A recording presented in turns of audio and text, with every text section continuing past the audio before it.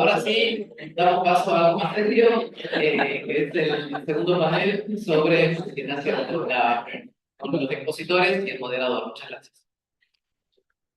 Buenas tardes, ¿cómo andan? Mi nombre es Juan Manuel Francia, voy a ser el moderador de este panel número 2 y para no robar mucho tiempo y poder terminar a horario, voy a ser breve. Las reglas pretorianas de este tipo de eventos me obligan a presentar a los expositores y a contarles un poco sobre qué va a tratar cada una de sus exposiciones.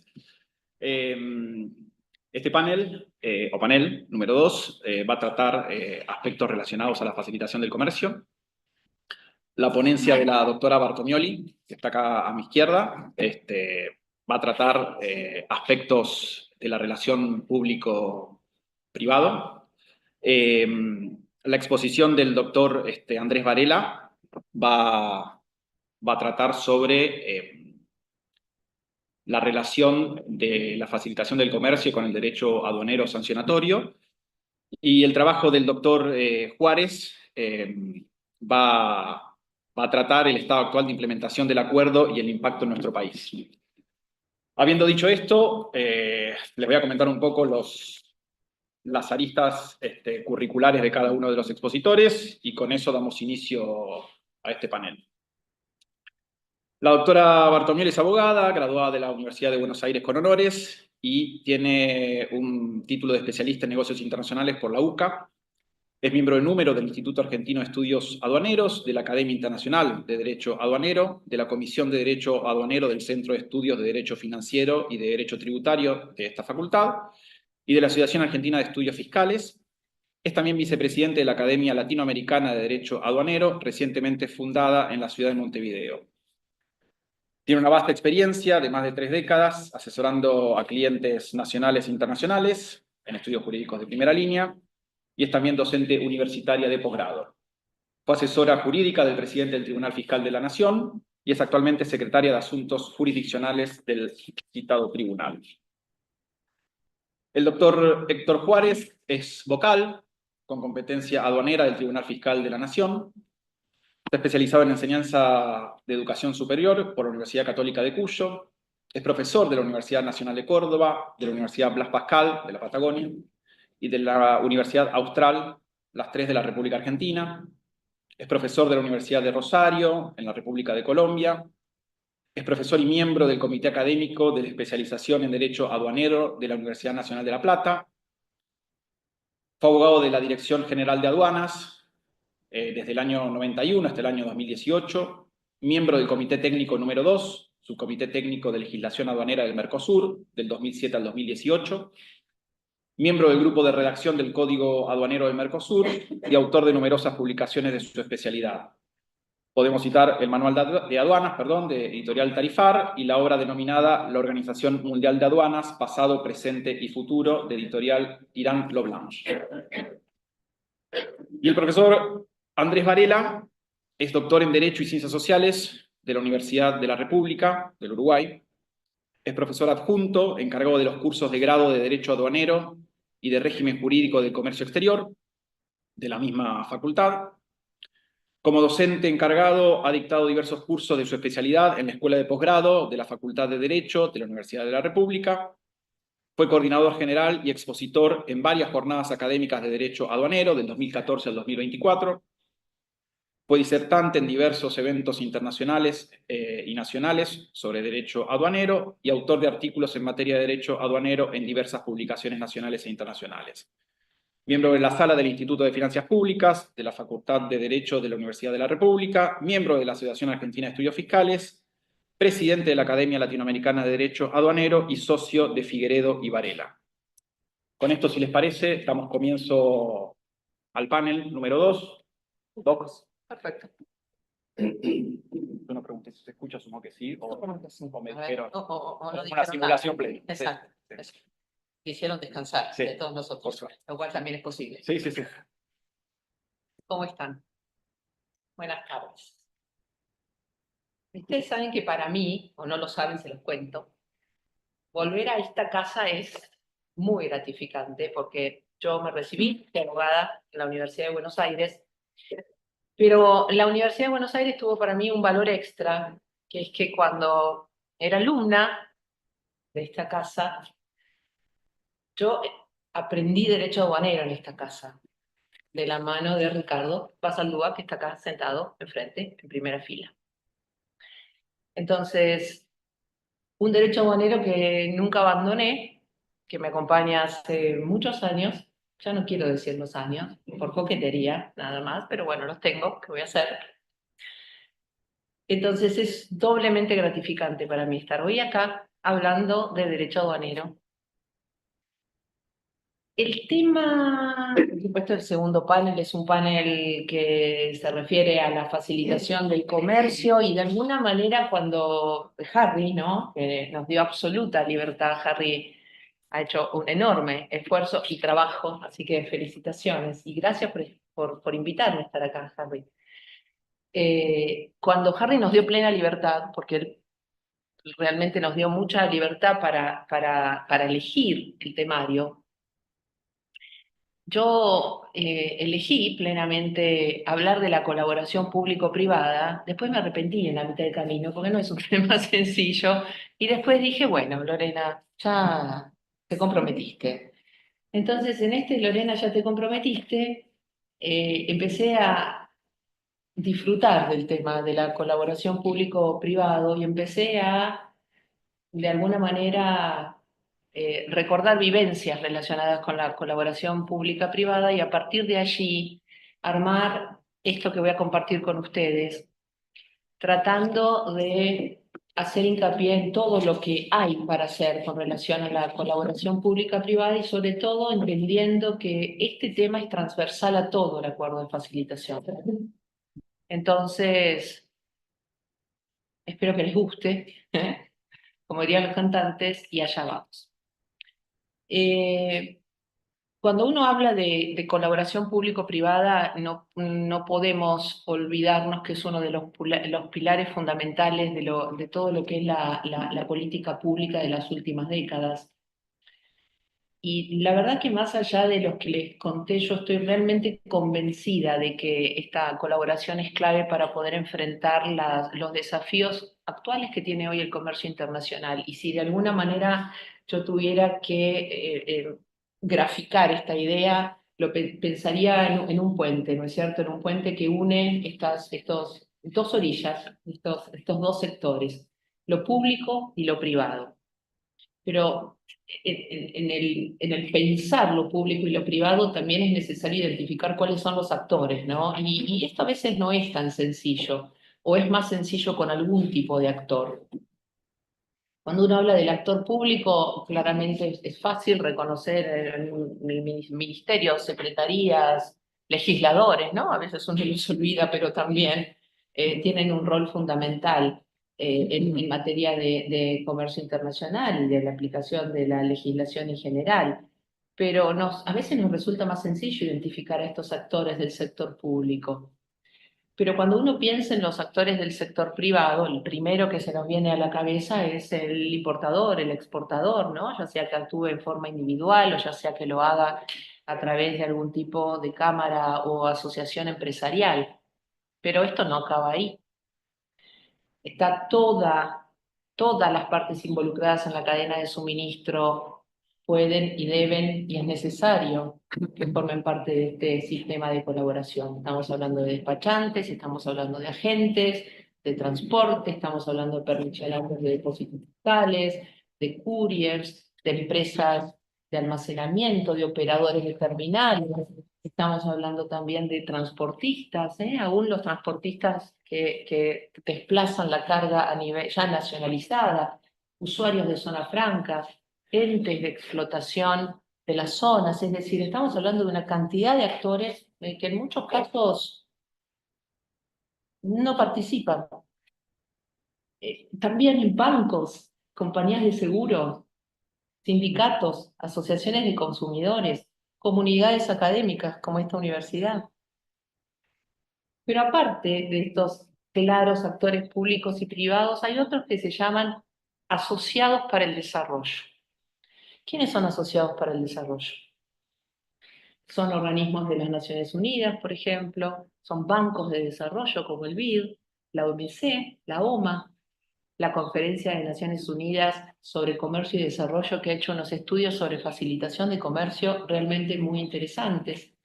Entonces, honestamente yo creo firmemente que en un mundo donde se demanda cada vez más eficiencia y se demanda cada vez más sostenibilidad, esta cooperación no solamente es posible, sino que es esencial. Yo creo que si hoy nosotros decimos que el comercio internacional es un comercio dinámico y complejo, no estamos diciendo nada que nos sorprenda. Cuando uno identifica el sector privado, en general lo hace pensando que es un sector que en general aporta agilidad, aporta innovación, aporta recursos, y que el sector público en general no siempre puede movilizar con la misma rapidez esos mismos factores. Pero también el sector privado lo que hace de alguna manera es entender de primera mano cuáles son las barreras, cuáles son las dificultades, cuáles son las demoras, porque lo enfrenta en su práctica diaria. Cuáles tal vez los costos innecesarios que se generan por trámites que son engorrosos. Esa práctica diaria realmente visibiliza todas estas cuestiones. Y esta experiencia es una experiencia que es clave. ¿Y es clave para qué? Para realizar, diseñar reformas que sean realmente eficientes y que sean efectivas. Pero también hay que pensar que para las empresas esto implica un cambio de paradigma muy importante. Hay que ver si algunas están dispuestas a afrontar ese cambio, porque claramente este cambio de paradigma implica que las empresas no tienen que velar solo por sus intereses individuales, y esto es una realidad. Nadie puede participar de un programa de colaboración público-privada pensando solo en sus intereses individuales.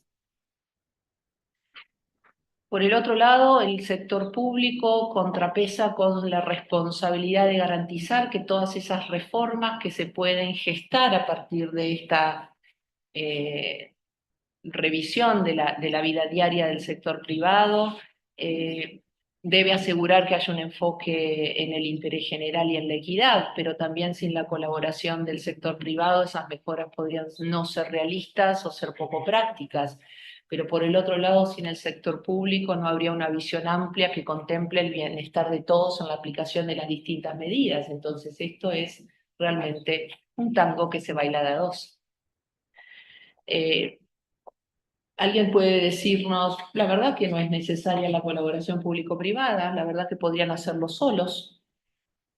Y yo a los que me pueden decir eso legítimamente les diría que no se trata de que lo puedan hacer solos, sino que en definitiva se trata de que lo puedan hacer juntos, y no sobre todo juntos, sino mejor y sobre todo más rápido, porque no, realmente necesitamos que se haga rápido.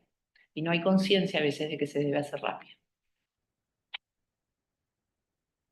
Cuando me puse a analizar y pensar este tema, traté de identificar algunos retos, ¿no? Porque en definitiva esta colaboración público-privada tiene un abordaje muy teórico, y en ese abordaje teórico también podemos distinguir algunos retos, desafíos. No es fácil este tema, no es fácil encararlo. Y de alguna manera quise identificar tres grandes conflictos que podemos tener en materia de este tipo de colaboración. El primero es la desconfianza o la falta de comunicación. Eso es algo que existe, no es ninguna novedad. Después la resistencia al cambio. Cuesta mucho cambiar. Y después algo que es inherente a cada uno de los sectores, que son los intereses y las prioridades que son diferentes. Y esto va a ser así, nadie pide que uno y otro cambien las prioridades. Pero son retos que los identifiqué de esta manera porque realmente ocurren de los dos lados. La resistencia al cambio no es solamente del sector público, la resistencia al cambio también es del sector privado. ¿Mm? La falta de comunicación o desconfianza es de los dos lados, no es solamente de uno de los sectores. Entonces, estas son cuestiones que hay que visibilizarlas.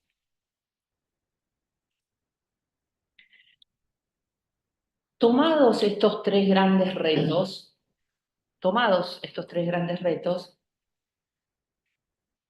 la idea es un poco explicar en qué consiste brevemente cada uno de ellos o a qué nos podemos encontrar. Y de alguna manera, como alguna vez me contó o me dijo una persona muy especialista en gobernanzas y cuestiones públicas, no solo se trata de identificar a dónde están los retos, sino también de tratar de brindar alguna solución para que esto, no digo se supere, pero por lo menos se minimice, ¿no? Estas diferencias, estos retos.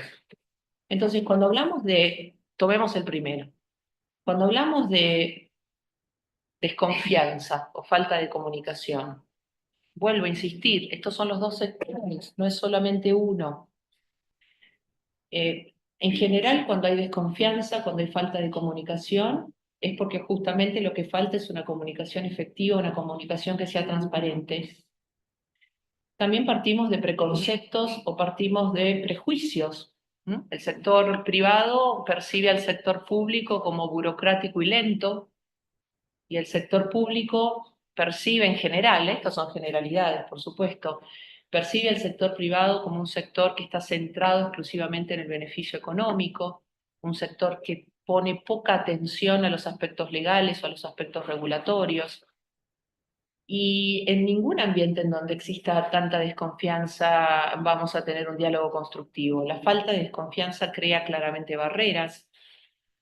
Entonces yo creo que es imprescindible que para superar este primer reto, que es el de la falta o la falta de comunicación o desconfianza, sea necesario crear mecanismos de comunicación que sean claros, constantes y sobre todo abiertos, como un primer diagnóstico.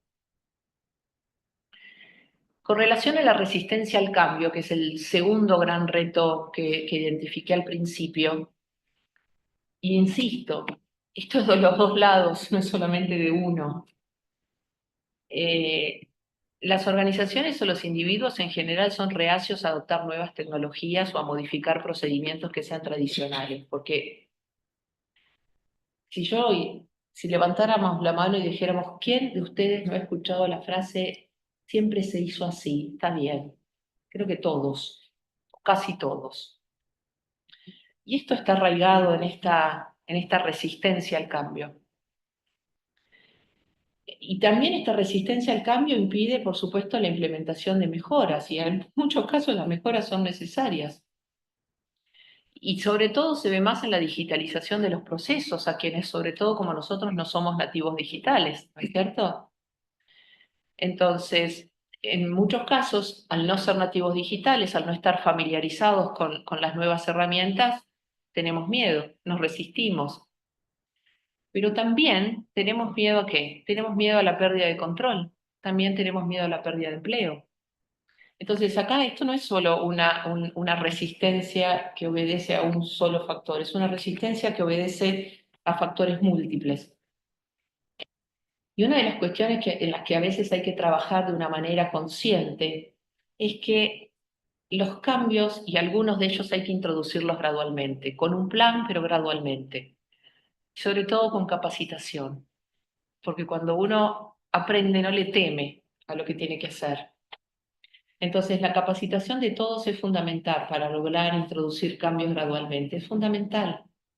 Y sobre todo mostrar algo que es importante, que es los beneficios a largo plazo, porque en general en la disrupción nadie entiende que está trabajando en beneficios cuyo verdadero resultado no lo va a encontrar en forma inmediata, sino a largo plazo, sobre todo en materia de eficiencia y transparencia de los procedimientos. Son cuestiones que a veces son difíciles de entender a medida que se van implementando y hay que trabajar y capacitar a los fines de entender que esto es una visión a largo plazo. Por supuesto que esto implica un cambio enorme de paradigma, como decíamos antes, sobre todo del sector privado. ¿Qué pasa con los intereses, las diferencias de intereses y prioridades, que creo que es la clave y es uno de los aspectos más difíciles en los que es más difícil trabajar? Porque nadie le está pidiendo a ninguno de los sectores que renuncie a su ADN, ¿no? Que renuncie a su propia naturaleza. Un sector público que en general está enfocado en el control y en la recaudación fiscal, con sus matices, dependiendo de las épocas, pero son básicamente esas dos notas características. Y un sector privado que lo que hace es priorizar la rapidez, prioriza la eficiencia, la reducción de costos, el aumento de la competitividad. No está ni bien ni mal, es lo que ocurre. Entonces, generan tensiones estas diferencias, por supuesto. ¿Vamos a superarlas? Sí, tal vez no, pero sí las podemos morigerar. Y yo creo que esta parte de este reto, el reto de las diferencias, es el que en definitiva pone en la palestra algo que es muy discursivo y venimos escuchando, que es el tema del equilibrio entre la facilitación y el control. Este creo que es exactamente el desafío que encaja en este tema, ¿sí? Ahora, como me decía aquel amigo, ahora viene la parte en donde qué hacemos con todo esto, ¿no? Porque algo tenemos que hacer, o por lo menos algo tenemos que pensar, y valga esta charla como para que sea un disparador. Sobre este tema hay mucho que hacer, pero vuelvo a decir, vamos a tirar ideas para tratar de recoger el guante, como quien diría en forma absolutamente coloquial, y ver qué hacemos con esto tan importante. ¿Qué hacemos para superar la desconfianza o esta falta de comunicación? Yo creo que lo primero es establecer comités de facilitación a nivel nacional y a nivel local, porque cuando uno trabaja con los comités de facilitación del comercio, lo que hace es juntar regularmente al sector público y al sector privado para intercambiar ideas, para resolver conflictos, para desarrollar políticas conjuntas. El primer paso, crear un mecanismo o un sector, un espacio de diálogo.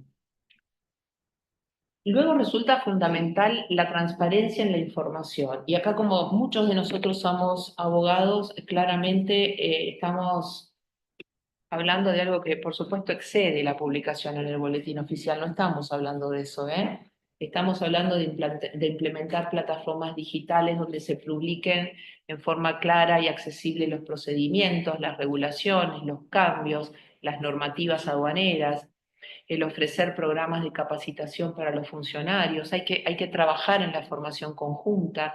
¿Para qué? Para que tanto los funcionarios como para que los representantes del sector privado lo que puedan es comprender mejor las perspectivas y las necesidades del otro y generar empatía, una palabra muy de moda, pero que es necesaria también en la colaboración público-privada.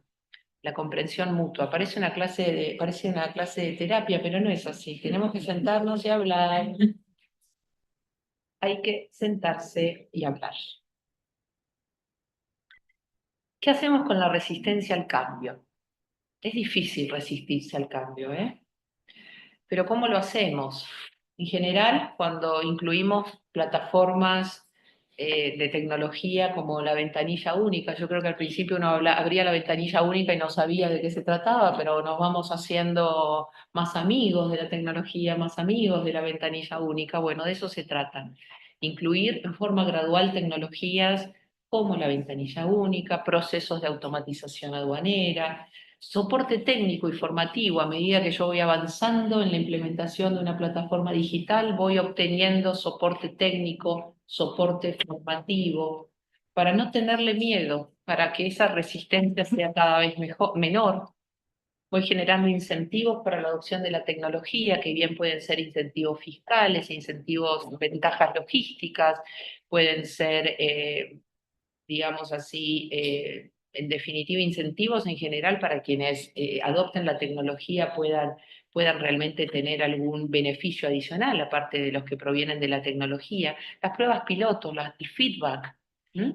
Porque antes de implementar cambios, en general lo más aconsejable es, o sea, antes de lanzar cambios a gran escala, en general lo más aconsejable es lanzar pruebas piloto y a través de esas pruebas piloto los usuarios puedan experimentar esas nuevas tecnologías y a partir de allí empezar a trabajar en un entorno controlado. Cuando uno trabaja en un entorno controlado, capacitado, cuando sabe que puede empezar a generar un feedback, la retroalimentación hace generar menor resistencia al cambio. Y con relación al último, a los intereses, a la diferencia de intereses y prioridades, básicamente es muy aconsejable trabajar en programas de colaboración win-win, como el sistema de operadores económicos autorizados, el establecimiento de objetivos comunes, por ejemplo, reducción de tiempos de desaduanamiento. Presentar un proyecto sobre reducción de tiempos de desaduanamiento y trabajar en conjunto para lograr no la reducción absoluta, pero trabajar en pautas, compromisos, pequeños, pequeños pasos, pero hacerlo. Evaluaciones conjuntas de impacto, es decir, hay varias medidas que se pueden hacer para trabajar en esto de la colaboración público-privada. Las leyes que vemos en la placa son leyes que para nosotros son muy conocidas. La ley 24425, con la cual incorporamos el acuerdo de la OMC, el acuerdo de Marrakech, en realidad, la ley por la cual incorporamos el acuerdo de facilitación, y ahí abajo hay un decreto. ¿Qué es ese decreto? Ese decreto es el decreto por el cual se creó el Comité Nacional de Facilitación del Comercio. Está prevista en el artículo 23.2 del acuerdo de facilitación. ¿Pasó algo con ese decreto? Solamente hubo una nota del Centro de Despachantes de Aduana y de algunas otras entidades representativas del comercio internacional instando a que se desarrolle y se establezcan las pautas para el Comité Nacional de Facilitación de Comercio. En realidad, el ámbito adecuado para trabajar la colaboración público-privada son los comités nacionales de facilitación del comercio. Y no nos creamos que esto es algo nuevo, ¿eh? Esto no vino implementado con el acuerdo de facilitación. Cuando uno analiza la evolución de los comités de facilitación de comercio, va a entender un poco más una frase que es bastante repetida, y es que en materia de facilitación del comercio pasamos de la recomendación a la obligación, ¿no? Porque la entrada en vigor del acuerdo básicamente evidenció la importancia de los comités de facilitación de comercio en la simplificación, en la estandarización y la coordinación de los procedimientos comerciales. Y yo quise hacer mención de este decreto en especial porque honestamente pienso que la verdadera integración en el mundo implica un compromiso un poquitito más genuino, ¿no? Que incorporar en el derecho interno las normas que representan esos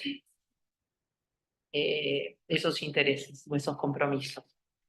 Entonces, me parece que no es un buen momento para retomar ese decreto o cualquier otra norma y empezar a poner en marcha los mecanismos del comité de facilitación, sea este u otro, para trabajar en mecanismos de colaboración público-privada en serio.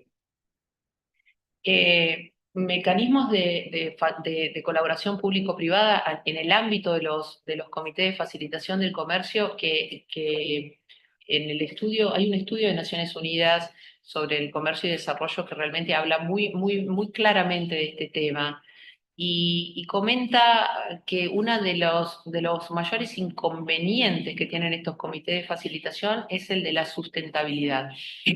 ¿Por qué? Porque generalmente se crean pero no permanezca en el tiempo. Entonces, la sustentabilidad es absolutamente necesaria para poder trabajar en una colaboración público-privada en el marco de un convenio ya estamos ahí.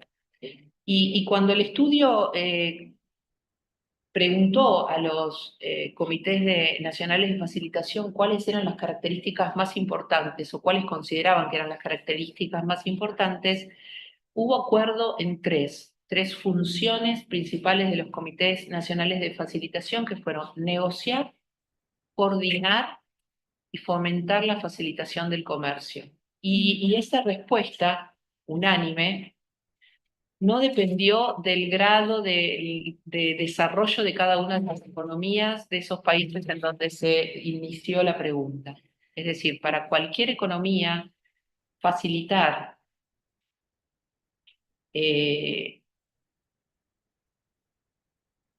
constituía una tarea importantísima, hacer los procedimientos más simples, más uniformes. Yo termino muy rápidamente, voy a sacar 2 minutos más, diciendo algo que me pareció muy adecuado, que es en vistas de establecer un Comité Nacional de Facilitación del Comercio, pensar en algunas recomendaciones. Un comité de facilitación de comercio debe ser SMART, debe ser sostenible, por esto que venía diciendo, debe ser mensurable, alcanzable, realista y la T, que en castellano no sirve, que es de term, que vendría a ser plazos. No podemos establecer un Comité Nacional de Facilitación de Comercio sin regirnos por esta palabra, SMART. Tampoco podemos pensar en un Comité de Facilitación de Comercio que no tenga un mandato legislativo firme. No nos sirve un decreto suelto por ahí. Ese mandato también debe ser claro y debe ser flexible. Es importante que un comité de facilitación tenga una secretaría permanente, es decir, es necesario darle una vida institucional. Es necesario reunirse en forma periódica. Es necesario tener inclusión intersectorial. Es necesario crear conciencia. Es necesario proveer recursos. Hoy alguien hablaba de los recursos. Es necesario que ese mecanismo tenga, que ese comité tenga mecanismos de control y también mecanismos de evaluación. Es necesario que en un comité de facilitación participe el sector privado. En la placa que sigue ustedes se van a encontrar con un montón de conclusiones, y hay más, porque la placa sigue. Pero yo voy a decir algunas cositas que están fuera de ahí, porque hoy, revisando lo que estaba preparando, me pareció un poquito mejor cerrar con esto. Yo creo que, como siempre, no tenemos que hacer nada nuevo, que a veces hay que levantar un poco la cabeza y mirar lo que ha hecho el mundo. Y que es necesario nutrirse de esas experiencias de otros países del mundo y, por supuesto, aprender de esas experiencias. Que eso nos ayuda a incorporar mejores prácticas, que eso nos ayuda a revisar las lecciones aprendidas por otros y, por supuesto, aplicarlas a nuestros contextos que son claramente diferentes, aplicarlas a nuestras realidades que son diferentes, y así vamos a poder maximizar el impacto. Creo que es ya. Ya tenemos que crear un entorno de cooperación. No es mañana, no es dentro de 2 meses, no es dentro de 5 años, es ya. Y volviendo a la psicología, creo que tenemos que dejar de procrastinar y tenemos que empezar a abandonar los discursos vacíos. Porque, vuelvo, cueste lo que cueste, la acción es ahora. Muchas gracias.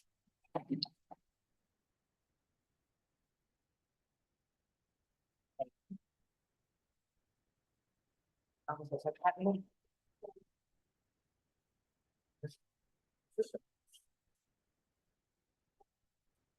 Veréis. Aquí va, lo pongo.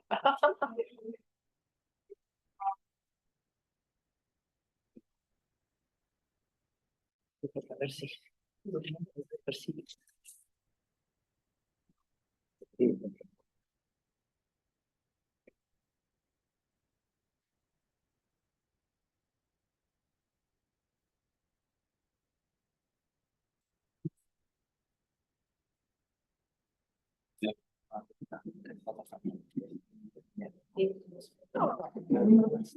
¿Se escucha? Prueba a ver si se escucha después.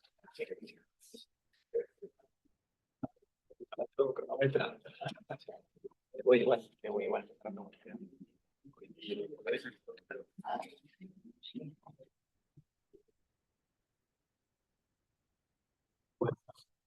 Buenas tardes a todos. Muchas gracias por estar aquí presente. Muchas gracias a los organizadores, que realmente el evento está espectacular. Muchas gracias a los amigos brasileros, muchos. Creo que contabilicé 20 que están aquí presentes. La nueva escuela de Derecho Aduanero brasilero. Muchas gracias por venir. Bueno, y el tema al que me voy a abocar es el Acuerdo de Facilitación de Comercio, el estado actual de implementación en el mundo y en Argentina en particular, y el impacto que tiene en nuestro país. Pero también les traje una perlita del Mercosur. No me voy a decir más. Les cuento primero cómo es el desarrollo de la exposición, ¿no? Empezamos con la evolución del Acuerdo de Facilitación de Comercio, luego vamos a hablar de la aplicación en la Argentina. Ahí es donde le voy a dar la sorpresa con el AFC en el Mercosur. No la aplicación del Acuerdo de Facilitación de Comercio de la OMC en el Mercosur, sino del propio Acuerdo de Facilitación de Comercio que desarrolló el Mercosur. Después voy a hablar de las aduanas. Denme un segundo. En su desarrollo, el rol de las aduanas, perdón, en su desarrollo e integración. Primero vamos a ver cómo es el contenido del acuerdo y por qué es tan fundamental la implementación a través de las aduanas. Y por último, el comité de facilitación. Voy a hablar de comité de facilitación a nivel internacional porque ya Lorena habló un poco sobre el comité de facilitación a nivel nacional. Vamos con la evolución histórica. Rápido, línea de tiempo. Abril de 1994 comenzamos a trabajar con la OMC. En diciembre de 1996, en una de las conferencias ministeriales, se comienza a hablar de la necesidad de desarrollar mecanismos de simplificación y facilitación del comercio. En el año 2001 comienza la ronda de Doha. En el 2004 se crea el grupo de trabajo para crear este acuerdo de facilitación de comercio. En diciembre de 2013 se aprueba el Acuerdo de Facilitación de Comercio y en febrero del 2017 entra en vigencia cuando 2/3 de los miembros de la OMC lo aprueban. Argentina en el año 2016, en mayo del 2016, presentó su intención de adherir y después, en el 2017, lo debatió en el Congreso, lo sancionó en el Congreso, en el 2018, en enero del 2018, presentó su carta de ratificación. ¿En qué se basó la OMC para introducirse en estos temas que podríamos llamar aduaneros? 3 temas o 3 artículos son los que argumentaron que querían ampliar y desarrollar. Uno de ellos, el artículo 5 de libertad de tránsito. El artículo 8 de derechos y formalidades referentes a la importación y a la exportación. Y el artículo 10 vinculado a la publicación y aplicación de los reglamentos comerciales. En base al análisis de esos 3 artículos es que se comienza a trabajar en el Acuerdo de Facilitación de Comercio.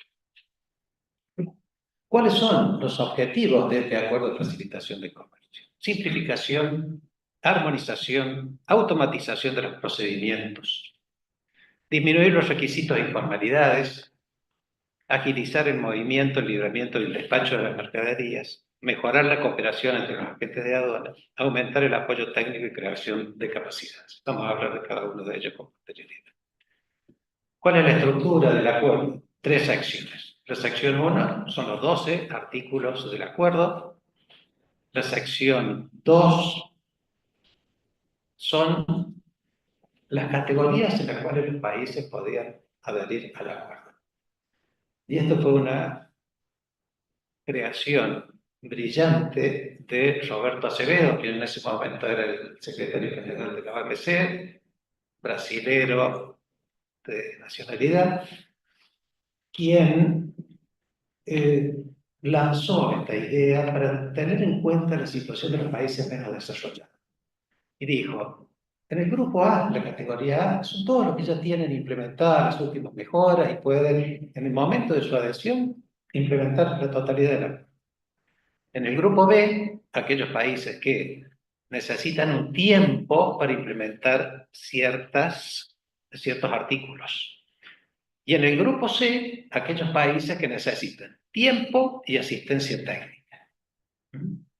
Perfecto. Ya van a ver el éxito que tuvo por la cantidad. Bueno, se los muestro ahora porque está en la filmina siguiente. De los 176 miembros de la OMC, en la actualidad hay 156 que ya han adherido al Acuerdo de Facilitación de Comercio. Realmente ha sido un éxito rotundo en tan poco tiempo. Volvamos a la estructura. Les decía, hay una sección primera con los 12 artículos que son propiamente la sustancia, los artículos del acuerdo, y hay una sección tercera. La sección tercera es la que crea un sistema de monitoreo del acuerdo. Es decir, esto no es un acuerdo que lo lanzan y que, bueno, veremos en el tiempo si funciona. No, no, no. Acá la OMC está haciendo un seguimiento de la implementación del acuerdo en el mundo. Y de hecho, les muestro el mapa con cómo está la implementación del acuerdo en el mundo. Si se fijan, Argentina, con ese color verde, está entre el 80 y el 100% de adhesión. Felicitaciones a Brasil porque están con adhesión del 100%. Argentina está con un 98% de adhesión. Vamos a ver por qué. Como les dije, este acuerdo fue aprobado por el Congreso argentino en el año 2017 y ratificado por el Poder Ejecutivo en el año 2018. Al costado le hice la pirámide de Kelsen aplastada en forma de diagrama, pero me interesaba mostrarles que este es un tratado multilateral que está por arriba de las leyes. ¿Cuáles son los puntos en los cuales Argentina presentó reservas, pidió plazos para implementar y que no le posibilitan estar en el color verde intenso de nuestros vecinos de Brasil? Dos puntos que todavía tienen pendientes de resolución. Uno, la resolución anticipada de origen. Si bien el actual gobierno, en el decreto 70 del 2023, de diciembre del año pasado, reguló las resoluciones anticipadas de origen, ya estaba implementada la clasificación y valoración, pero de todos modos el decreto la toma y refuerza algunos aspectos. Podríamos decir que en las formas ya está en cierta manera regulada, pero todavía falta implementarla, falta reglamentarla y falta que se empiece a funcionar. Es decir, todavía no hay pedidos de resoluciones anticipadas de origen. Entonces, eso es lo que nos quita el color verde intenso del mapa. Segunda, la ventanilla única. La ventanilla única, nosotros solicitamos un crédito en el BID por $83 millones para implementarla. Arrancamos con mucha furia en el año 2017, teníamos 5 años para implementarla. Luego pasaron cosas. Vino la pandemia, vinieron otras circunstancias. La cuestión es que nos quedamos a mitad de camino. Y ahora estamos retomando esa tarea. Ya el Banco Interamericano de Desarrollo ya depositó la mitad para la implementación, queda todavía la otra mitad, y han pedido una prórroga a través de Cancillería para tenerla lista para el 25 de enero del año 2026. O sea, en enero del 2026 nosotros ya tenemos que tener el Acuerdo de Facilitación de Comercio íntegramente implementado. Si ustedes entran a la página de la OMC, de la Secretaría, se encarga del monitoreo, van a ver que en la línea de cumplimiento estamos con el 98%, falta ese 2% aún pendiente parcialmente. ¿Qué pasó con Brasil? Bueno, Brasil, después que entre en vigencia el Acuerdo de Facilitación de Comercio de la OMC, dentro del Mercosur se tomó la decisión de crear un Acuerdo de Facilitación de Comercio Plus, adicional, que fortalece y complementa al Acuerdo de Facilitación de Comercio de la OMC. Se aprobó una decisión en el año 2019, en diciembre, el 5 de diciembre del 2019, la Comisión de Comercio del Mercosur aprobó la decisión 29 de 2019. Pasó a los estados para que lo aprueben su Congreso, porque esto es un acuerdo internacional.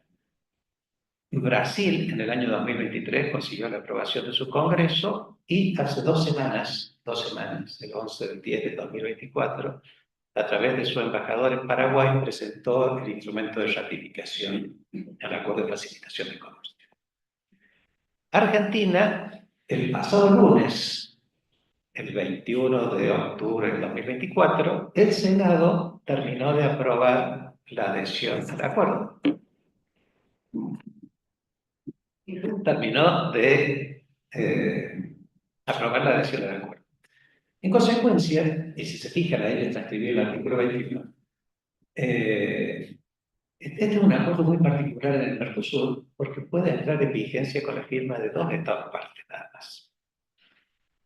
Va a ser obligatorio para los 2 estados partes ratificantes, pero es una entrada en vigencia parcial. Les cuento también que en mayo el presidente de la calle Pau de Uruguay presentó ante el Congreso, ante la Asamblea, el pedido de aprobación del acuerdo, así que es muy probable que Uruguay sea el tercero en adherir al acuerdo del Mercosur. Queda Paraguay, que todavía está en la órbita del Poder Ejecutivo, elevarlo al Congreso. ¿Qué es lo que dice este acuerdo? Principales características. Primero que nada, se para en hombros de gigantes. Dice, bueno, este es un acuerdo PRU que viene a complementar y a reforzar el acuerdo de la OMC, siguiendo las directrices, y lo dice de manera expresa, y recomendaciones de la Organización Mundial de Aduanas. Y en su articulado, y acá voy a utilizar una expresión argentina, va al hueso, o no tan al hueso, pero sí cerca del hueso. Es decir, profundiza ya de manera operativa y puntual qué es lo que hace falta para que haya mayor facilitación de comercio dentro del Mercosur. Y, por ejemplo, algunas de las acciones que propone. Hay una que le va a llamar la atención. Establece que los países del Mercosur harán su mayor esfuerzo para liberar la mercadería dentro de las 12 horas de presentar la mercadería ante las aduanas. Si con un límite temporal. Para los que son Canal Verde, para los que son en Canal Naranja y Rojo, de 48 horas. Establece la implementación, utilización de tecnologías de la información, estudio de tiempos de libramiento, modelos de datos de la OMA, gestión coordinada de fronteras, es decir, temas muy puntuales, directivas de la OMA que los baja y ordena su implementación. Así que pronto vamos a tener un respaldo legal muy fuerte en el marco del Mercosur para fortalecer la facilitación del comercio. Vamos al contenido. Acá trabajé un poco con Inside Information de la OMA, pero es para mostrarles cuál es la naturaleza de este acuerdo.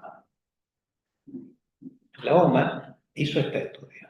Dijo, vamos a ver de los 12 artículos, cuáles le corresponden a las aduanas, cuáles le corresponden a la aduana exclusivamente, a la aduana con otros organismos, a todos los organismos que están en la frontera, y en cuáles la aduana no participa. ¡Oh, sorpresa!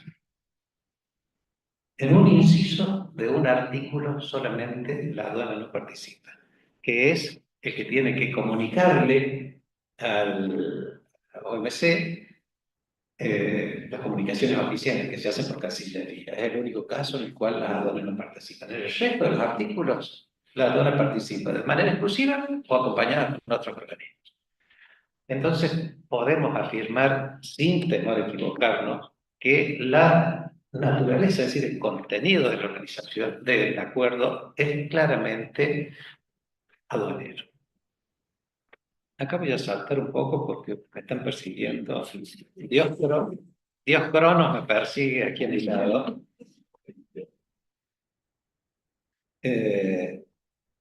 Porque lo que quiero hacer es mostrarles cómo la OMA, a través de diversos instrumentos, se ha encargado de la implementación de este acuerdo a nivel mundial. Para ello, tomó 3 acciones. Dictó una resolución, una vez que se aprobó el acuerdo de facilitación, dictó una resolución, se llama Resolución de Dublín, y por la cual asumió el compromiso, de manera coordinada con la OMC, de implementar el acuerdo en todos los países. Para ello, generó una guía de implementación, creó el programa Mercator y estableció un grupo de trabajo permanente. El programa Mercator, este es fundamental. Es un programa a través del cual la OMA utiliza a algunos de sus especialistas para que vayan a brindar asistencia técnica a los países que lo solicitan. Tiene todo un sistema de captación de donaciones para poder solventar los gastos. Tiene más de 600 expertos acreditados, divididos en regiones, está muy organizado ese sistema. Nosotros, Argentina, en el año 2018, recibió dentro del programa Mercator 2 especialistas en materia de derecho aduanero. Uno de ellos sentado hoy aquí en esta sala, así que no me va a dejar mentir, el doctor Rosaldo Trevisan, con otra especialista en derecho aduanero, que vinieron a hacer una evaluación de diagnóstico de la Argentina. Es decir, ¿cómo estaba la Argentina implementando el acuerdo de facilitación de comercio? Hicieron un trabajo muy arduo, muy profesional, muy profesional. Reitero, soy un apasionado de la OMA, por ahí tengo inside information, si no se los ofrecería al informe, pero es un informe que es reservado. Hizo 26 recomendaciones, Rosaldo con su compañera, y hay 3 fundamentales que hasta el día de hoy están incumplidas. Una de ellas es establecer el estudio de tiempo de libramiento. Si la Argentina tiene de una manera estandarizada a nivel mundial, poder decir cuánto tarda en liberar la mercadería, en importación y en exportación, y hacer todo el circuito, pero utilizando los parámetros que fijó la OMA. No utilizar el doing business para hacer las mediciones del Banco Mundial, porque es un sistema que está basado en preguntas que le hacen a los importadores y después hace una estadística del término medio de cuánto tarda para importar, exportar. No es un sistema bueno. Cuando las aduanas tienen precisamente toda la información guardada en su sistema, hay que implementarlo, nada más la guía de estudios. Esa no se implementa. Ese es un tema pendiente de Rosaldo, que todavía Argentina está en deuda. Después, está en deuda con el Comité de Facilitación de Comercio. Como recién les comentó Lorena, lo único que se hizo fue sacar un decreto como para cumplir con las formas, que encima, Lorena te cuento, son todos organismos públicos. Es decir, pueden ir algunos privados a ciertas reuniones como observadores. Observadores, no tienen derecho a voto. Entonces, privado, público, privado, entre comillas. El modelo de la OMA es al revés, el modelo de la OMA es igual a igual, es decir, estar presentes público-privado para trabajar en conjunto.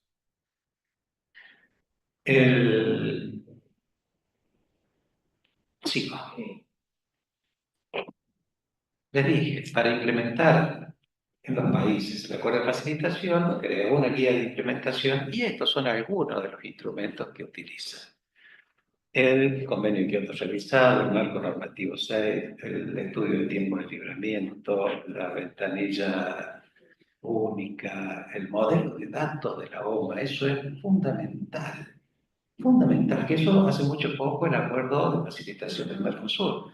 Hay que adaptarse a un estándar para manejar los datos, si no después no son interoperables los sistemas. Entonces, este es el estándar internacional, a ese es el que hay que dirigirse. Marco normativo 6. El marco normativo 6 es para el camino actualmente en materia de gestión y de control de aduanero. Es una norma que se dictó en el año 2005 que lo que podríamos denominar una norma viva, porque tiene permanentes modificaciones, se fijan aquí 2007, 2010, 2012, 2015, 2018, 2021, es decir, tiene, cada vez que surge alguna necesidad por algún nuevo desarrollo tecnológico, ya es una modificación de la norma, no requiere que los congresos intervengan, basta la voluntad de las aduanas de los países para que hagan mayor esfuerzo para implementarlo en su país. Y les digo que hizo un cambio de paradigma porque ya dejó de controlar la aduana desde que llega la mercadería al territorio aduanero, sino que ya comienza a controlar desde mucho antes. Controla desde la fábrica del exportador. Eso es lo que se busca. Toda la cadena logística, tenerla asegurada, ¿verdad? Para ello, ha creado una serie de principios básicos sobre los cuales tendría mucho para hablar, pero voy a tratar de ser lo más sintético posible. Información anticipada. Información anticipada. Esto es, antes de que llegue la carga, tener la información. En la guía aérea se da muchísimo. Argentina tiene muchos convenios al respecto. Dentro del Mercosur tenemos sistemas implementados, por lo cual en tiempo real nosotros, a través de un servidor web, tenemos el acceso al SISCOMED, por ejemplo, de la mercadería que sale de exportación de Brasil hacia Argentina y podemos observarla. En ese sentido, estamos bien posicionados en el Mercosur. Ahora tenemos que hacer acuerdos con otros países para conseguir información anticipada del resto. La OMA está en una tarea titánica de crear una red de aduanas mundial. Así que todas las aduanas pueden intercambiarse la información en tiempo real, de manera automática. Es una gran aspiración, espero que lo logre. Segundo, gestión de riesgo. Aquí tengo que remitirme a lo que dijo Raquel en materia de transparencia. Tanto en la FC de la OMC como en la Mercosur, los dos exigen que se trabaje con gestión de riesgo. Análisis y gestión de riesgo. No me voy a meter en inteligencia artificial. Estoy muy tentado, pero puede haber inteligencia artificial predictiva en la gestión de riesgo. Después, revisiones no intrusivas. Utilizar todas las tecnologías posibles para no necesitar bajar la carga, abrirla y generarle costos al importador o exportador. Escáner, densímetros, busters, pernos, utilizar todos los mecanismos de control no intrusivo para evitar abrir el contenedor. Alianzas estratégicas público-privado. Del 100% de las operaciones, ¿cuántas son ilegales? 2%, un 3%. Seamos mal pensados, un 5%. Bueno, el otro 95% hay que facilitar el comercio, hay que hacerlo ágil. El tema es cómo sabemos cuál se porta bien y cuál se porta mal.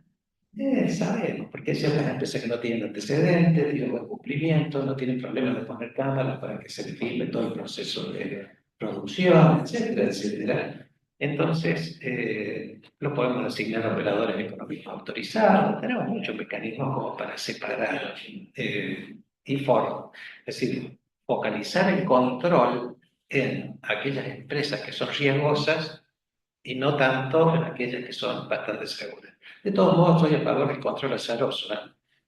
El que dice, hoy el camión que tiene la matrícula que termina en 9, así sea Canal Verde, no salió, bla, bla, bla, le toca. Azar, puro. Sigo siendo partidario de eso. Y después establece los pilares. Aduana, aduana otros organismos, aduana empresa. Me despido con un lema legendario de la OMA, que creo que es muy representativo. Las fronteras dividen, las aduanas conectan.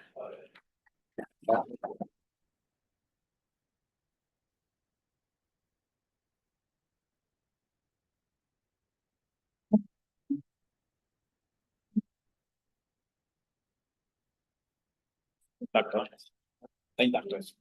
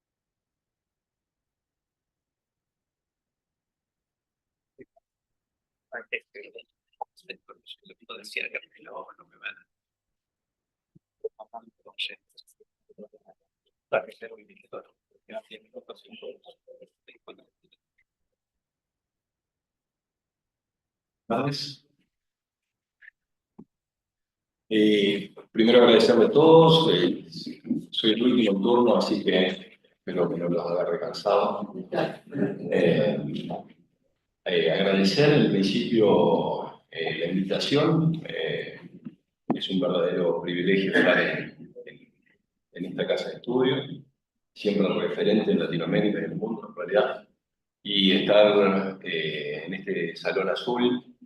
Es un verdadero honor, más justamente a 10 años de estas jornadas, de las cuales también la mención, quiero compartir también del sentimiento de la importancia y la trascendencia que tienen estas jornadas en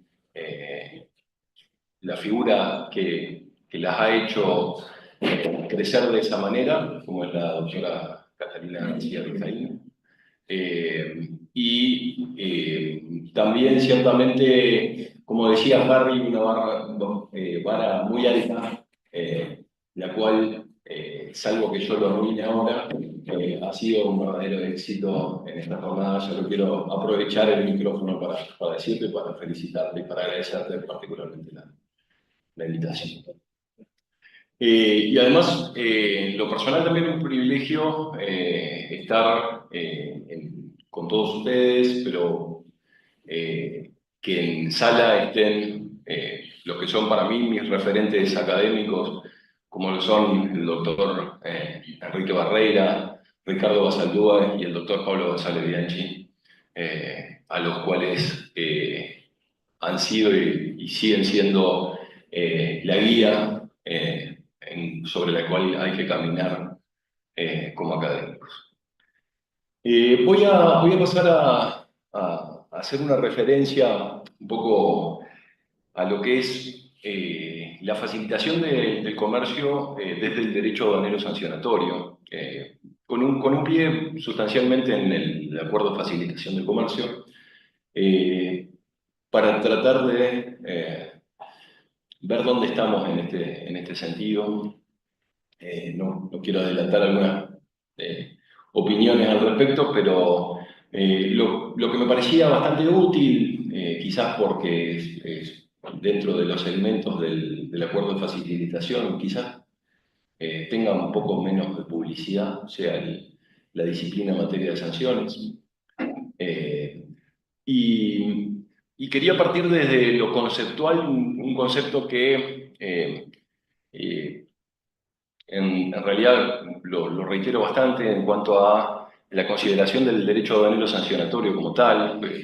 Lo he definido como conjunto de normas y principios jurídicos que regulan el poder punitivo del Estado con la finalidad de garantizar la preservación y el restablecimiento del ordenamiento jurídico en materia aduanera, mediante la fijación de sanciones que disuadan y eventualmente retribuyan las transgresiones que efectivamente se verifiquen, salvaguardando simultáneamente las garantías individuales de los sujetos a quienes se les pudieran imponer dichas consecuencias.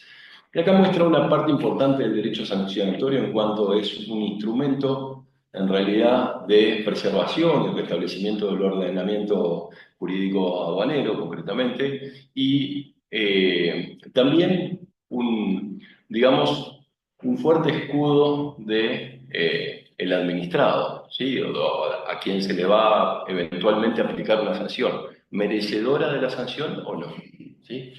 Y esto se puede verificar tanto en las normas que fijan la punición en sí, como aquellas normas que sustentan el procedimiento o el proceso necesario para identificar esas conductas y, si es un médico, atienda. y en su caso, brindar esa protección, esas garantías necesarias. Eso es central. Sobre... ¿Queremos terminar? ¿Necesita asistencia? ¿Está arreglado? Solo un recorte de lo que es el acuerdo de facilitación, un poco ahí me imagino que no lo van a ver muy claro, pero está concentrado en unos pocos párrafos dentro del artículo 6º, es el párrafo 3º con 7 numerales y una pequeña división ahí.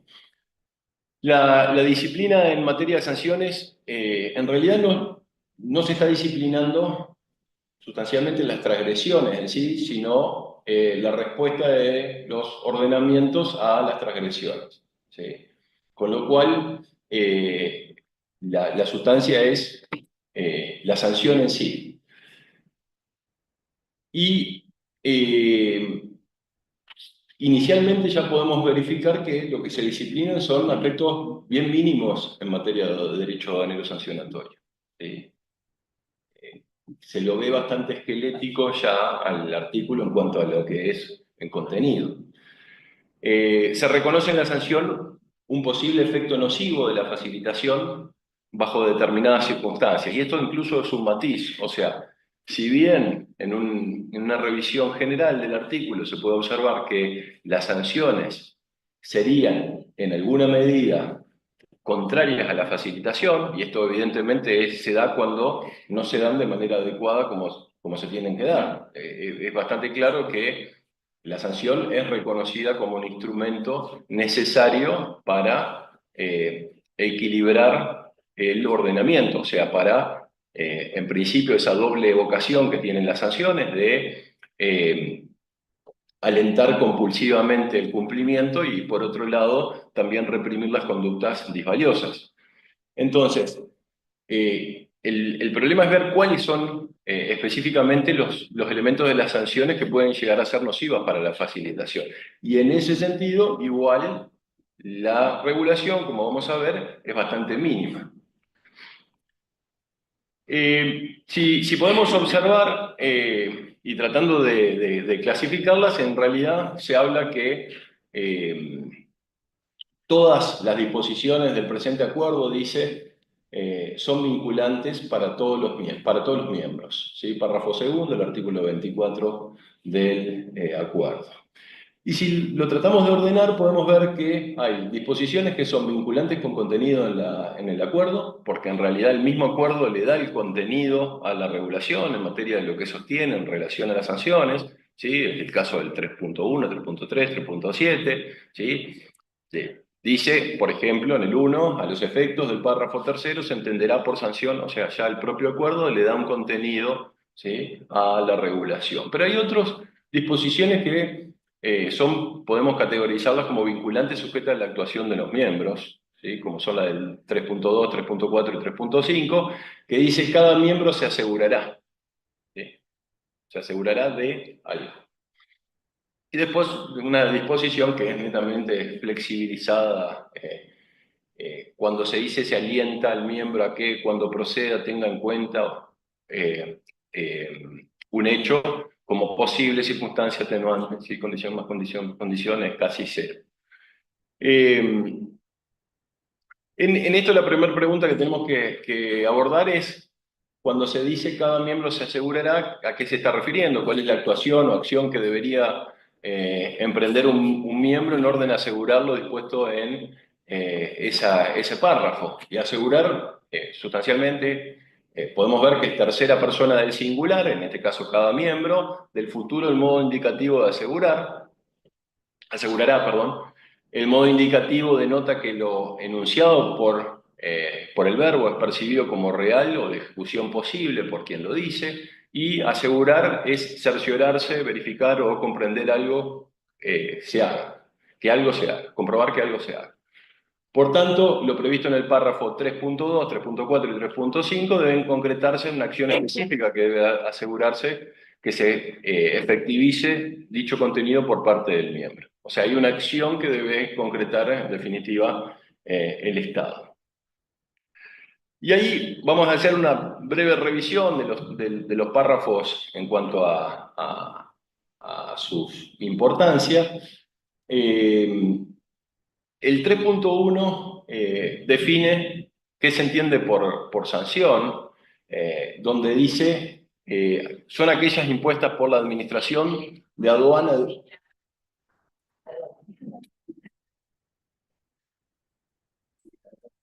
¿Muy bien? No. Aquellas impuestas por la Administración de Aduana de un miembro por la infracción de leyes, reglamentos o formalidades aduaneras. En sustancia se está definiendo el concepto de sanciones y delimita la aplicación del 3 a, entre otras cosas, a que la sanción sea impuesta por las administraciones aduaneras. No se está definiendo el concepto de infracción en sí, o sea, lo que se está es la consecuencia y no la causa por la cual se aplican las sanciones. Y además, expresamente aquí hay un punto que me parece bastante importante, porque las sanciones ni siquiera están requiriéndose que era una buena oportunidad para decirlo, que tuviera una ley, o sea, que se respetara el principio de legalidad, entre otras cosas, y parecería referirse, perdón, un punto que no debí saltar. Esta definición aleja, entre otras cosas, por ejemplo, a la situación de Uruguay de la aplicación del párrafo tercero. ¿Por qué? Porque, salvo el caso de las contravenciones, el resto de las infracciones son sustanciadas y aplicadas por el Poder Judicial. En la medida que la sanción la aplica alguien, un órgano distinto a la administración aduanera, este párrafo no se aplica. Entonces, ahí tenemos un problema en cuanto a la definición.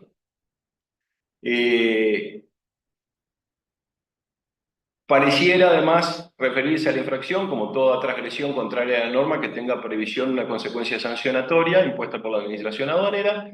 La pregunta es si podría llegar a ser factible aplicar este mismo párrafo tercero a lo que sería el derecho aduanero correccional o disciplinario, ¿sí? Porque en definitiva cumple la misma situación en la medida que la aduana aplica sanciones por infracciones porque el concepto de infracción no es necesariamente el de infracción que normalmente dividimos a las situaciones como la infracción de contrabando, por ejemplo, en ese caso. Después el 3.2 establece que cada miembro se asegurará que las sanciones por las infracciones de una ley, reglamento o formalidades aduaneras se imponga únicamente a las personas o personas responsables de la infracción con arreglo a sus leyes. Este está recogiendo el principio de personalidad de la sanción, implica que se va a... implícitamente pareciera reconocer la sanción como herramienta destinada a corregir conductas contrarias al ordenamiento, pero en cambio vincula la sanción con las personas en la medida de que sean consideradas así por el Estado o el país, que es donde se aplica la norma, como infractor. Entonces, la relación que hay de la sanción en realidad depende de la consideración de infractor o no. En la medida de que el ordenamiento haga ingresar a un sujeto que no actúa la conducta, pero lo categoriza como infractor, igualmente podría estar dentro del contenido de esta norma, ¿sí? Básicamente, sobre la base del principio de personalidad de la sanción, lo que se está asociando es necesariamente la sanción está vinculada con quien actúa la conducta típica, ¿sí? Pero en este caso podría llegar a suceder de que la legislación considere un infractor a alguien que en definitiva no actúa la conducta típica, igualmente estaría cumpliendo el estándar planteado por este 3.2. Excluye claramente si sancionaron a un infractor, excluye la distinción entre el responsable en infracción y el responsable en sanción. En el caso de Uruguay tenemos situaciones donde podemos, vulnerando este principio, podemos distinguir quién es responsable de la infracción y quién es responsable de la sanción. El despachante de aduana puede llegar a ser, por el 218.3, responsable de la consecuencia económica de la sanción a pesar de no ser infractor, ¿sí? Esto, evidentemente, contrariando el principio de personalidad de la sanción. En este caso, he visto algún comentario en cuanto a que este 3.2 podría llegar a estar refiriendo a o excluyendo el régimen de responsabilidad objetiva. No lo veo así en el sentido de lo que está incluso en un régimen de responsabilidad objetiva, el principio de personalidad de la sanción está respetado en la medida de lo que hay que encontrar es que el sujeto que verificó el hecho, en definitiva, sea el sancionado. Lo que no se está poniendo en consideración es la conducta en cuanto a la configuración de la infracción, su conducta desarrollada, ni tampoco en el caso para graduar la sanción. Pero el hecho tiene que haber una relación directa entre el actor o quien actúa la conducta y a quien se impone la sanción. Pero eso no tiene nada que ver con responsabilidad objetiva. Después, en las sanciones impuestas dependen de los hechos y las circunstancias del caso y serán proporcionales al grado y gravedad de la infracción cometida. Acá hay algunos problemas. La sanción impuesta depende de los hechos y las circunstancias del caso. Requiere el análisis, evidentemente, de encajabilidad de conducta en la descripción típica. Eso primera medida. Requiere adecuación entre circunstancias fácticas y las consecuencias sancionatorias también.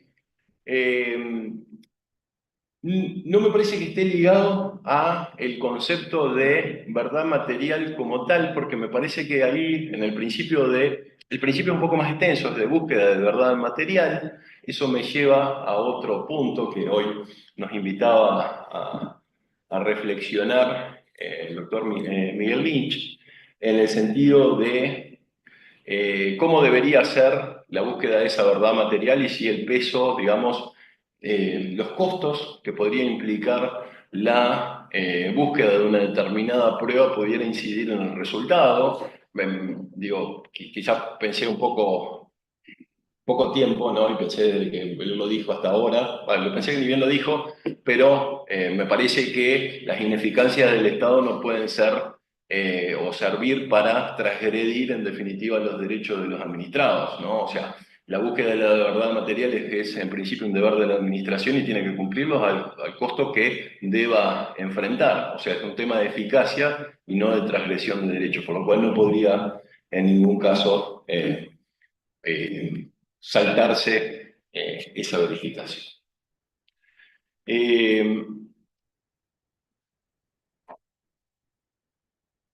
De nuevo, también no parece excluir el régimen de responsabilidad objetiva, de eso no se trata en esta parte. Las sanciones impuestas serán proporcionales al grado de gravedad de la infracción cometida. Aquí sí se centra la parte sustancial del principio de proporcionalidad, proporcional el grado de la infracción como grado, como medida o intensidad de la transgresión en sí, o sea,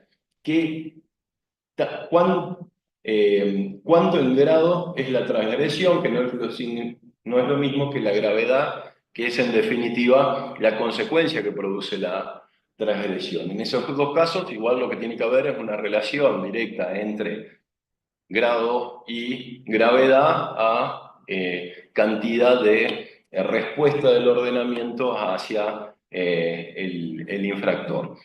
Proporcionalidad que también es bien importante tener en cuenta en cuanto al repertorio de sanciones, o sea que las normas prevean esa proporcionalidad y eso es importante, sobre todo si, por ejemplo, las sanciones puedan llegar a ser ya directamente tasadas una vez, ¿sí? Tanto, por ejemplo, una vez los tributos eludidos, ¿sí? ¿Cómo podríamos ahí determinar la proporcionalidad y cómo medir, en definitiva, distintos tipos de conducta sujeto a eso? ¿Sí? Y además, ¿cómo las aplica la administración? Después tenemos algunas medidas tendientes a evitar conflictos en la determinación y recaudación de sanciones, diferenciando aquí sustancialmente determinación de sanciones, determinación de derechos, recaudación de sanciones y recaudación de derechos, que son, en definitiva, 4 temas para revisar y también aquellas de evitar creación de incentivos, la cual pululan en los países de Latinoamérica, en Uruguay está medio desdibujado, pero sigue estando en ese sentido, y eventualmente esta norma sería, o esta disposición sería solamente en tanto sea compatible con el 3.3 en cuanto a que, en definitiva, no se busque o no se concretice efectivamente la relación existente entre los hechos y la sanción que se impone. Bien. Después, en el 3.5, se asegura, dice, cada miembro se asegurará de que cuando se imponga esa sanción por una infracción de leyes o reglamentos, formalidades aduaneras, facilita a la persona o personas a las que se hayan impuesto una sanción, una explicación por escrito en la que se especifique la naturaleza de la infracción, la ley, reglamento o procedimiento aplicable en virtud de lo cual se haya prescripto el importe o el alcance de la sanción. Acá ahí está. En cuanto a la imposición de una sanción, requiere explicación por escrito, eso sustancialmente, donde se tenga como contenido la naturaleza de la transgresión, la norma concreta que se transgrede, el importe de la sanción en caso de que sea multa o el alcance de la sanción, por ejemplo, si fuera una suspensión, pero además que ésta sea comunicada, lo cual si no, no se cumpliría ningún efecto. Después, creo que la del 3.6 voy a pasarla por alto de la lectura en cuanto a que se da en el caso de que se revele voluntariamente por quien pudo haber cometido una infracción, esos hechos a la administración antes que lo descubran, tiene un carácter bastante aspiracional porque en realidad lo que plantea es casi una liberalidad del miembro a poder incluir algún tipo de minoración de la sanción en caso que lo pudiera considerar. Esto evidentemente sin norma que lo contenga tampoco tendría mucho sentido si es solamente sujeto además a la libre voluntad del administrador, que no es muy proclive a admitir. Después, este fácilmente extiende el párrafo al tráfico en tránsito y algunas primeras conclusiones. Se puede concluir que son contrarias a la facilitación las sanciones que se aplican a personas diversas de las infractoras, se imponen sin considerar los hechos jurídicamente relevantes y la circunstancia del caso, no resulten proporcionales a las infracciones cometidas, deriven de una aplicación arbitraria en una mayor intensidad que la que corresponde producto de un incentivo para quien las impone, se imponen sin determinación expresa de sus razones ni se comunican al infractor, y pareciera tolerarse, porque no debería concluirse, o por lo menos yo no puedo concluir de otra forma, parecería tolerarse las infracciones impuestas sin atenuar su consecuencia, aún en caso que fueran relevadas por posible infractor antes de la administración aduanera las pudiera descubrir. A modo de conclusión, porque me están apurando, desde la perspectiva de, en realidad, del derecho aduanero sancionatorio, no constituye una innovación ninguna de las disposiciones del párrafo tercero del artículo sexto. En realidad se limita a consignar elementos muy poco evolucionados en orden a la protección de las garantías de los administrados. Si vemos los principios que están invocados, sin el acuerdo de facilitación, necesariamente deberían aplicarse. Pero llama la atención igual, y hoy recorría un poquito más temprano el acuerdo de facilitación del Mercosur, Héctor Juárez, en cuanto a, es una disciplina de las cuales no está contenida. Y lo que se ve es que los estados tienen como una situación donde regular el tema de sanciones, lo vemos en varios órdenes, no lo quiere hacer. ¿Sí? O sea, de los puntos de facilitación, vean también, les invito a ver la página de la OMA y lo que tiene que ver con específicamente el acuerdo de facilitación del comercio, ¿no? En la página también. No hay medidas relativas a las sanciones. ¿Sí? No hay una mayor actividad de los estados por procurar dirigir regulaciones en cuanto al sancionatorio. Y esto, en mi concepto, demuestra un poco esfuerzo del Estado en avanzar en salvaguardar las garantías de los administrados en materia represiva y preservar su soberanía represiva. ¿Sí? O sea, todas las las pocas garantías que se dan en el acuerdo de facilitación, que evidentemente no son suficientes, están bastante disminuidas en cuanto a su apreciación. Aun cuando pudiéramos pensar que el carácter mundial, las disposiciones se demuestran básicas y poco evolucionadas, con limitado desarrollo dogmático y poco o nulo efecto vinculante efectivo, ¿sí? En realidad, queda bastante claro que sin las disposiciones del acuerdo de facilitación se puede vivir perfectamente. Pero igual, y en esto es ya un orden de casi empírico, se observa que a pesar de lo básico que son muchas de esas normas, igual se incumplen, ¿sí? Igual la práctica administrativa de la mayoría de los países verifica que no se cumplen ni siquiera estándares muy básicos de preservación de la garantía de los administrados, ¿sí? En eso, sin duda, hay mucho para trabajar.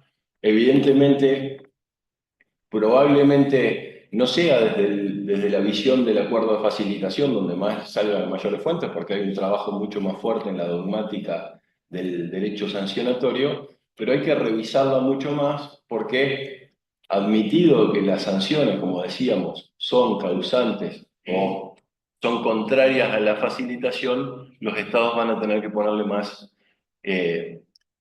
visión y más ganas para resolver lo que los propios estados no pueden realizar, ¿sí?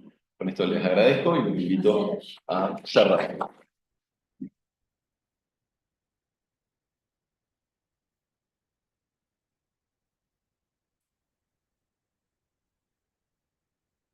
Bueno, simplemente las palabras finales. Agradecemos a todos los presentes por haber estado esta noche con nosotros, tanto tiempo, también los que están conectados a través de internet. Ya mismo los convocamos a los que han participado en la jornada de hoy, que vayan preparando sus trabajos para ser próximamente publicados en la revista Debate de Derecho Tributario y Financiero de la Universidad de Buenos Aires. También convocar a los que nos quieran acompañar con algunos trabajos vinculados al GAP de 1994 y al acuerdo de facilitación. Van a ser todos muy bienvenidos. Y desde ya también los convocamos para que en el 2025 los veamos nuevamente aquí, vayan reservando sus pasajes en las 11ª jornadas de Derecho Aduanero de la Facultad de Derecho de la UBA. Muchas gracias por estar.